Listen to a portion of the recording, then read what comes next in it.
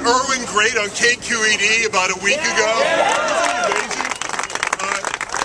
As soon as we heard the broadcast on Forum, we heard Irwin, we shut the office down, we turned the radio up, and we took copious notes as to exactly why you are in the right, why we are in the right, why the USF administration, and by the way, I'm an alumnus of University of San Francisco, why it is completely reprehensible as to the fact that they decided to corporatize an amazing community-driven radio station like KUSF.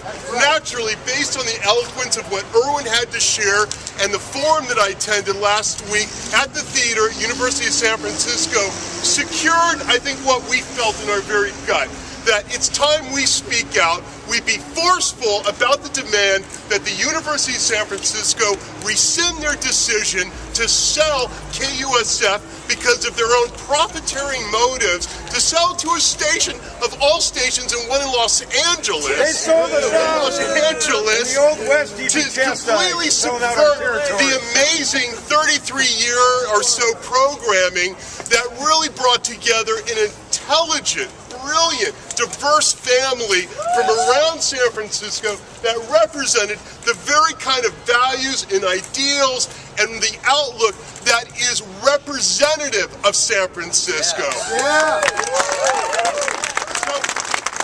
So it's frustrating.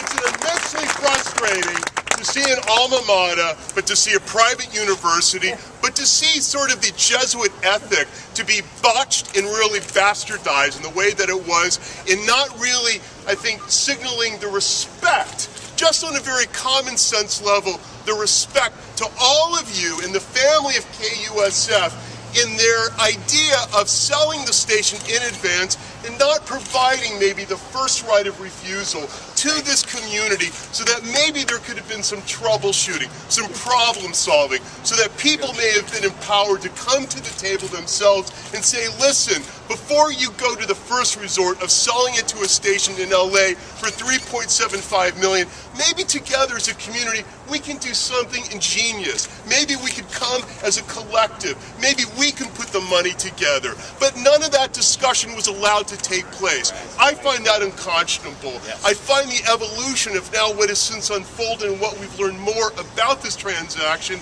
completely worthy of fact that today at the Board of Supervisors meeting, I'll be introducing a resolution. It's already been co-sponsored by Supervisors Eric Marr and John Avalos. I'm sure others. That speaks to the very scenario as to why you and us are unfortunately here today. Now, I don't expect that we don't really have the kind of legal authority to change their minds at the University of San Francisco. But I agree, as people summed up at the forum last week, in order to keep this issue alive, in order to try to win hearts and minds, we're going to have to press forward in a very public and overt way so people understand what a travesty this was, and it should be corrected. Thank you.